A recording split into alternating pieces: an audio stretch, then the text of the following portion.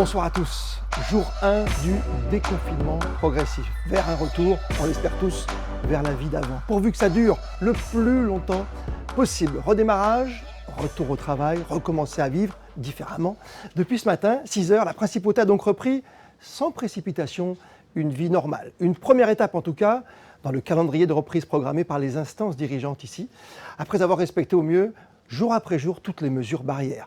Plus forts ensemble pour nous retrouver, pour retrouver nos repères, nos habitudes, nos terrains de jeu, nos échanges, également nos partages. Merci en tout cas d'être fidèles à Monaco Info. Chaque soir, avec toutes nos équipes, nous vous donnerons les toutes dernières infos, les petites infos pratiques. Et puis, Monsieur le maire, Georges Marsan, sera notre premier invité ce soir dans 5 minutes pour évoquer ensemble les réouvertures du jour, les règles sur les marchés, le port du masque obligatoire ou encore la gestion de la petite enfance ou l'aide apportée à nos aînés. Et puis on va s'arrêter également ce soir sur le rôle du département des affaires sociales et de la santé avec, et c'est un signe des plus encourageants, la mise en veille du centre de suivi des malades à domicile.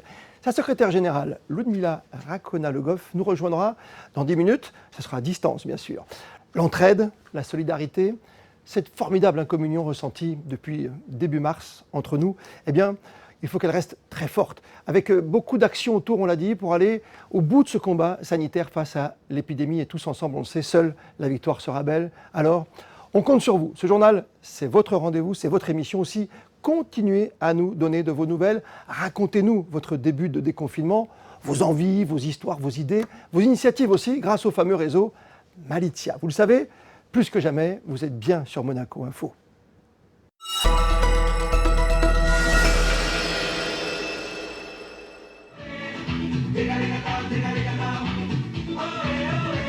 Boulot, boulot masqué, ohé ohé. On court, on bosse, on sort toujours masqué.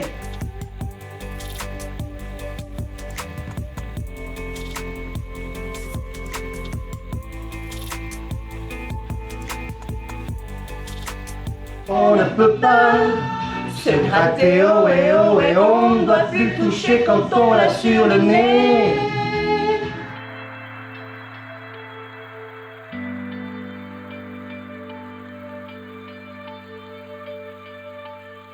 L'école, le bus, le train, toujours masqué. On ne peut plus s'embrasser, ohé ohé. On peut toujours faire un check avec le pied.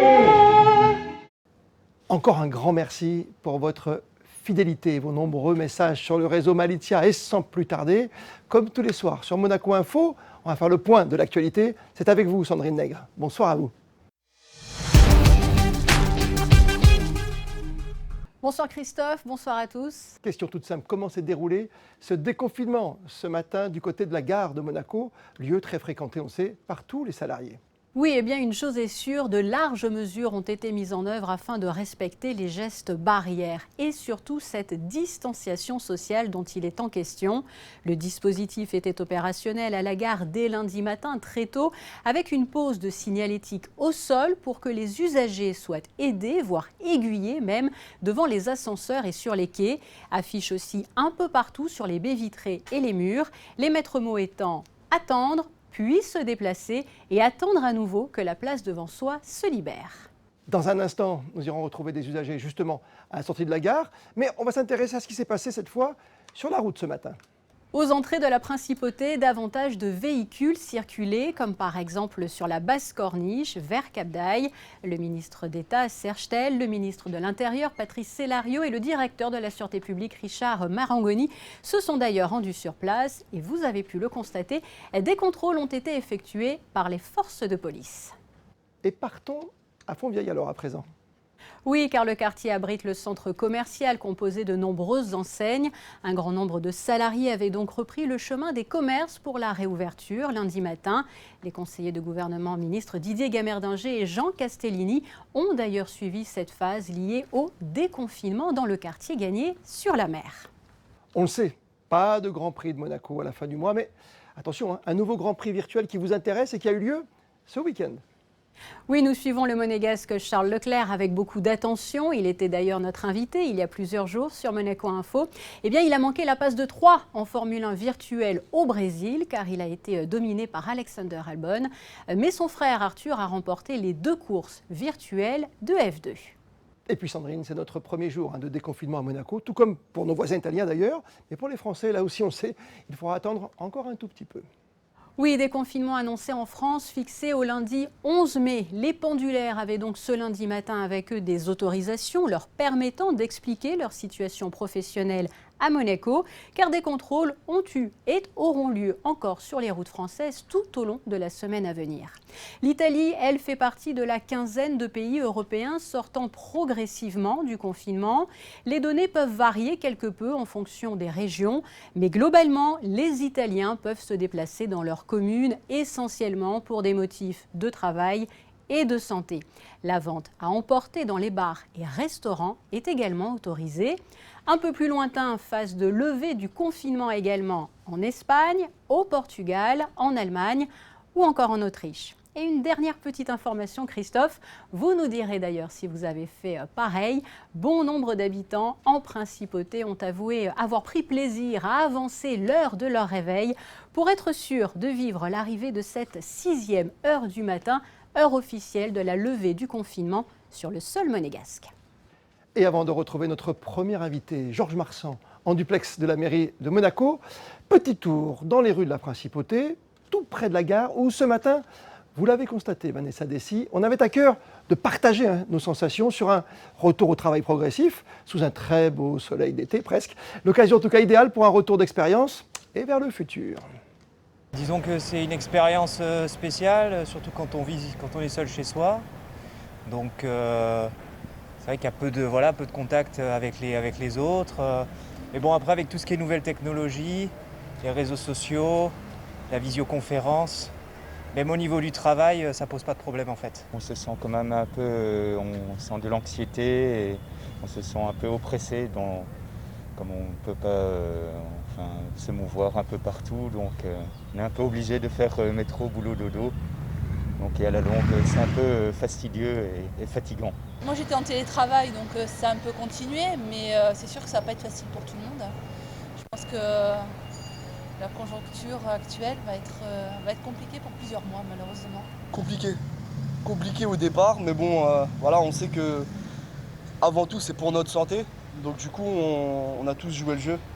Et aujourd'hui, voilà, le résultat c'est qu'on nous permet de réouvrir nos salons.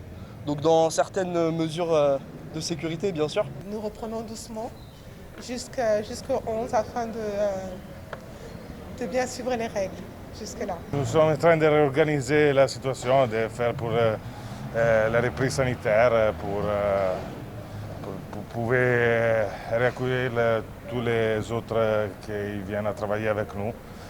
Et, je pense que de la prochaine semaine ou de la semaine aussi après, nous pourrons reprendre tout ensemble.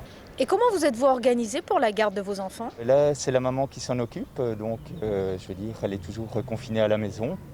Et là, malheureusement, il ne reprendra pas l'école avant septembre, si bien que voilà, on s'organise comme ça en couple. Moi, particulièrement, je suis en famille. Donc du coup, quand je sors, ma sœur reste avec les enfants.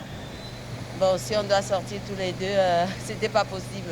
J'ai des neveux, des nièces. Les parents sont encore confinés puisqu'ils sont tous les deux dans la restauration et donc ça n'a pas repris. Donc, et ils ne font pas la reprise scolaire puisqu'ils ne font pas partie des âges, des classes d'âge qui reprennent. Donc l'année pour eux c'est terminé, on va dire. Il y a encore les cours à la maison, mais l'année est terminée, quoi. Donc ça va être un peu plus compliqué après quand les parents vont commencer à reprendre. Ça va être plus compliqué, ça va être la problématique, je pense. Monsieur le maire est avec nous sur Monaco Info dans ce journal. Bonsoir à vous, monsieur le maire. Georges Marsan, c'est un jour particulier, c'est le jour 1 du déconfinement, mais attention, étape 1, phase 1. Exactement, c'est une réouverture progressive des services communaux qui sont ouverts au public et toujours dans le respect des mesures sanitaires qui ont été dictées par le département des affaires sociales et de la santé. Une partie des services va rester fermée, d'autres vont réouvrir. Le port du masque va être donc obligatoire dans les bâtiments de la mairie, mais également dans les marchés, à l'intérieur et à l'extérieur des marchés publics. Ça, c'est important. On va reparler de tout ce qui se passe même dans la vie de notre principauté. On vient d'écouter dans ce reportage il y a quelques instants de Vanessa Dessy des gens qui s'inquiètent déjà pour ceux qui nous sont chers, c'est-à-dire les petits. La place de la crèche, par exemple, c'est important en principauté, que ce soit pour maintenant ou pour cet été déjà. Hein. Oui, c'est exactement. Alors, les crèches vont demeurer fermées et à l'issue de la phase 2, donc de la phase 2 du déconfinement, oui. On verra si on peut, selon l'évolution de la situation sanitaire, on verra s'il y aura une réouverture des crèches. On fera le point donc début juin. Des parcs pour enfants, est-ce qu'on peut... Tous les parties publiques, c'est-à-dire le jardin exotique, le parc Princesse-Antoinette, l'espace Loferré, les piscines, c'est-à-dire le stade nautique Régnier 3, l'espace Saint-Charles, la Casa di Ciolci, les stades de gymnastique et le stade des Bodeghiti ont demeuré fermés. D'accord. Après, évidemment, il y a des services qui réouvrent aujourd'hui. C'est le service des seniors d'action sociale, avec les prestations du maintien à domicile, les 4 prestations. Elles vont continuer? Donc ce service, évidemment, va continuer. Il y a uniquement les prises de rendez-vous sur ces services qui se feront par téléphone. Les gens appréciaient, hein, Monsieur le maire, Georges Marchand, les gens vraiment ont apprécié ce moment-là avec cette aide aux anciens, aux gens qui sont seuls. Oui, bien sûr, puisque vous savez qu'on a développé pendant cette phase de confinement la livraison donc, de repas à domicile. On a multiplié par 3 la livraison de repas pour les personnes de plus de 70 ans et les personnes fragiles. On a eu également, pour nos aînés qui ne pouvaient pas se déplacer, la livraison à partir des marchés qui auraient été multipliés par 4. Pour continuer, on pourra faire 7 jours sur 7 des commandes auprès des commerçants. Très bien. Le marché, on en a déjà beaucoup parlé. Il y a ce cheminement, il y a ce masque obligatoire maintenant pour faire ses courses. Tout le monde le prend bien à Monaco. Comment vous l'avez vécu d'ailleurs, puisqu'on est au premier jour du déconfinement? Est-ce que tout le monde a adhéré finalement à ce modèle? La population monégasque a quand même bien respecté ces mesures de confinement. Bon, au début, c'était un petit peu difficile, il fallait faire beaucoup de pédagogie. Et aujourd'hui, donc, par rapport à d'autres pays, on est quand même une semaine à l'avance. Et je ne suis pas du tout inquiet sur l'application de ces mesures. La grande reprise également dans quelques bâtiments administratifs, on l'a entendu, c'est-à-dire qu'aujourd'hui, si je veux publier un ban pour me marier, si je veux récupérer un papier d'identité, je peux le faire.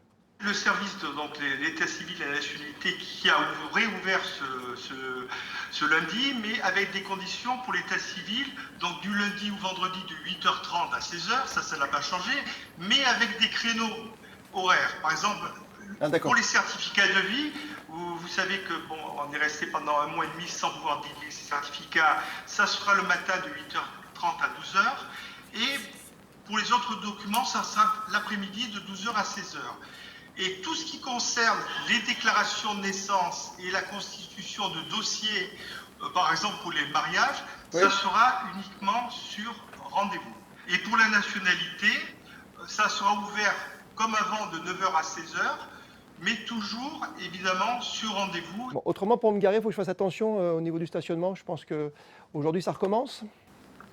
Alors aujourd'hui, ça c'est la police municipale, puisque à nouveau aujourd'hui, il n'y a pas que le stationnement en surface qui redevient payant depuis aujourd'hui, mais également, et ça c'est important pour nos entreprises, c'est les emplacements de stationnement qui peuvent être à nouveau réservés au niveau de la police municipale. Bon courage pour cette phase. Je voulais rajouter, si c'est possible, très rapidement, puisqu'il y a des services administratifs qui demeurent fermés, ce sont la médiathèque, même s'il y a un lien pas via Internet, où il est encore possible. Mais ça va venir par palier, bien compris. L'Académie Régnier 3, donc nous avons, les préinscriptions seront possibles à partir du 25 mai et les inscriptions à partir du 3 juillet. Et enfin, l'école supérieure d'art plastique, aujourd'hui, nous avons fait des concours d'entrée qui ont été organisés par visioconférence. Très bien, c'est normal. Aujourd'hui, tout commence à fonctionner.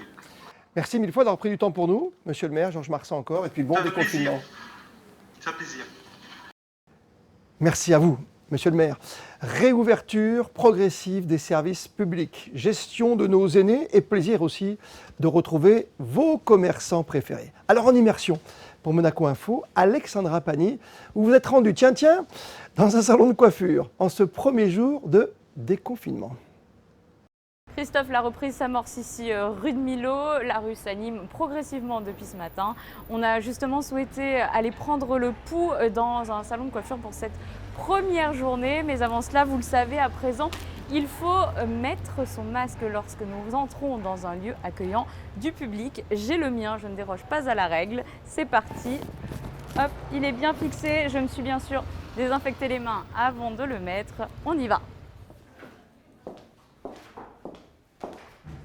Bonjour Christelle. Bonjour Alexandra. Merci de nous accueillir pour cette reprise, une reprise j'imagine attendue pour vous. Comment ça s'est passé quand vous avez rouvert les plannings? Eh ben, ça a été pris d'assaut, on est complet pour les 2 semaines qui arrivent. Bon, après on a par contre pas mal de réglementations à respecter. Alors de ce fait on perd un petit peu de place, puisqu'on doit laisser 1 mètre de distance entre chaque cliente. Donc ça nous fait perdre une place en coiffure et une place aux ongles. Mais bon, dans l'ensemble, ça se passe bien. On a mis des procédures en place. Les clients ne vont plus, les coiffeurs n'accompagnent plus les clients à la caisse. On leur donne un petit ticket et ils viennent directement. Ça évite de se croiser. Justement, comment est-ce que vous avez adapté également tout l'espace? Parce Alors, que c'est bac, vrai que chez le coiffeur, on se croise beaucoup. Ouais. Là, comment ça se passe? Alors au bac, on a mis déjà des plexis. Et puis de ce fait, avec le ticket, ça veut dire que la personne, quand elle a terminé sa prestation, elle prend son ticket, elle va à la caisse. L'autre personne qui attend dehors, généralement on a mis assez de temps pour qu'ils évitent de se croiser, peut rentrer et la place est désinfectée quand l'autre personne arrive. Et on voit, vous portez vous-même une des visières. Les différents employés sont équipés de masques. Oui, comment alors ça se passe? c'est des visières d'un artiste brésilien, Archer Regis. Et elles sont très confortables, elles sont légères. Et bon voilà, tout le monde a mis les visières et les masques. Merci Christelle. On va aller voir du côté de vos clientes qui, j'imagine, vous attendez avec impatience comment elles réagissent. Alors Frédéric, bonjour. Comment ça se passe là? Vous êtes dans la partie coiffure. C'est quelque chose que vous attendiez avec impatience, ce retour? Bonjour. Alors oui, effectivement, je suis ravie.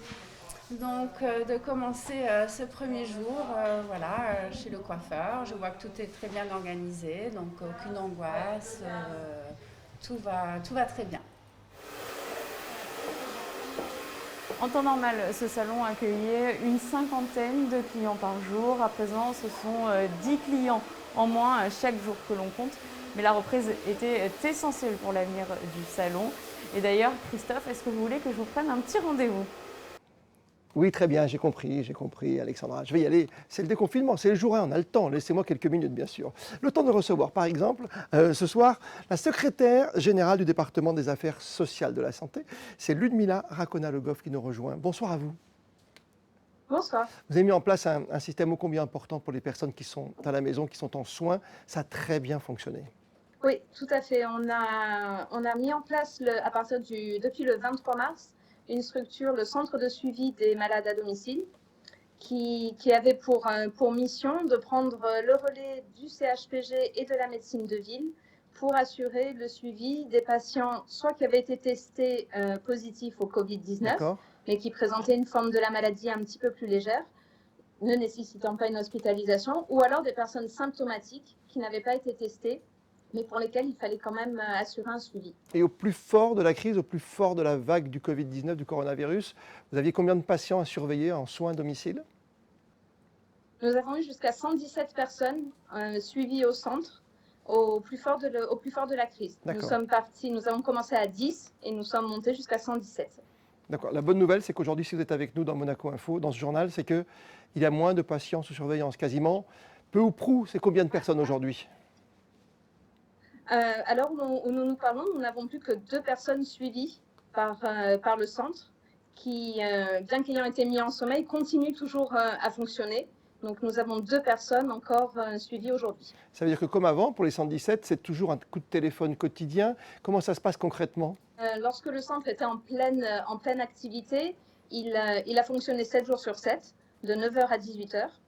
Avec une équipe pluridisciplinaire de médecins et de travailleurs sociaux notamment. Les équipes médico-sociales avaient pour mission de passer au moins un coup de fil par jour aux personnes suivies pour faire une consultation médicale soit par téléphone, soit par téléconsultation. Également, oui. Et s'assurer du suivi logistique des personnes suivies, notamment savoir si elles avaient besoin de courses, de pharmacie, Oui. D'une assistance très pratique pour éventuellement, s'ils avaient des animaux de compagnie. Bon, l'objet principal était d'assurer ce suivi médical au moins une fois par jour, voire 2. Ouais, fraternité, solidarité, avec des gens qui sont même revenus de leur retraite, par exemple, pour vous aider, pour avoir assuré ce suivi au quotidien?